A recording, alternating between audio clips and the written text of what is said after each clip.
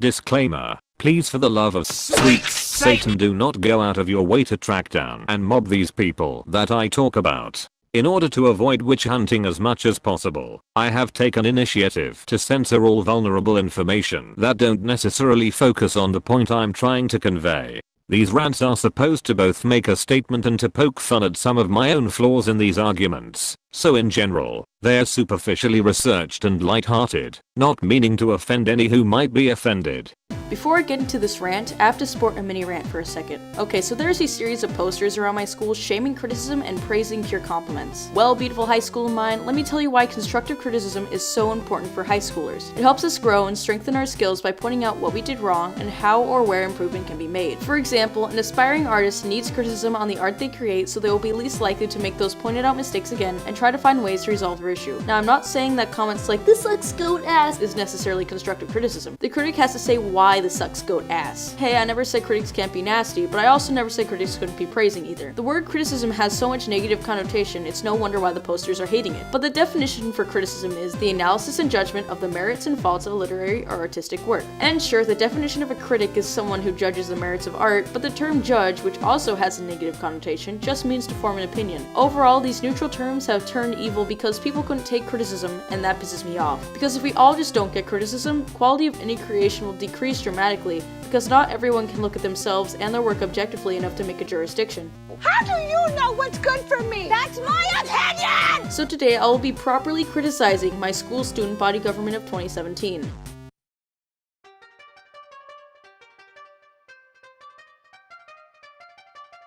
Wow, the student body government has been one of the most vague and disorganized pieces of shit I've seen in any student body government so far. The communication is absolutely atrocious. Like if the student body representatives weren't students at all, but several passenger pigeons. But the school forgot the passenger pigeons have been extinct in North America for over a century, so the only way for anyone to communicate is through students who personally know the students in the student body government. It's a convoluted mess and I'm upset because that shouldn't have to be the way this works. The only thing I can give the student body government credit for is their impeccable timing on Spirit Weeks. They have their posters up about a week before the actual Spirit Week, so it gives people time to think and prepare. But that's it. Their posters may be posted, but the Spirit Commissioners have kept us anything but posted. They just list the days each Spirit Week is happening without saying the details. The last Spirit Week had a day called Way Back Wednesday, and no one could figure out what the fuck the student body government wanted from us. Then the only hint of information we get from the extinct passenger pigeons are, dress retro. Bitch, what the fuck does that mean? That could mean anything. And so anything that Wednesday was. Some people put retro band t-shirts on, others dress as retro video game characters, even a person dressed in full Renaissance clothing at one point. Then we get the word on the day of Way Back Wednesday that we were supposed to dress like we were kids.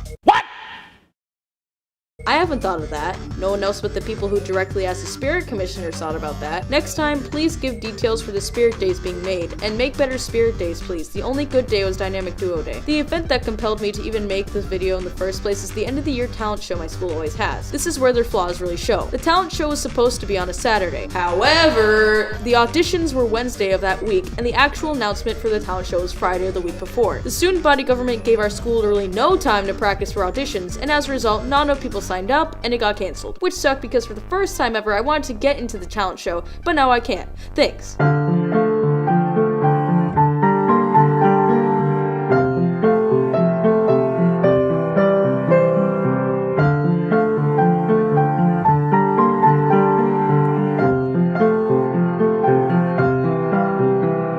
You see that? That's what could have been heard there, but no, the people in charge are too disorganized to do shit right. This is where their flaws really show. Who the fuck is calling me? Do you hear this? Probably the wrong number.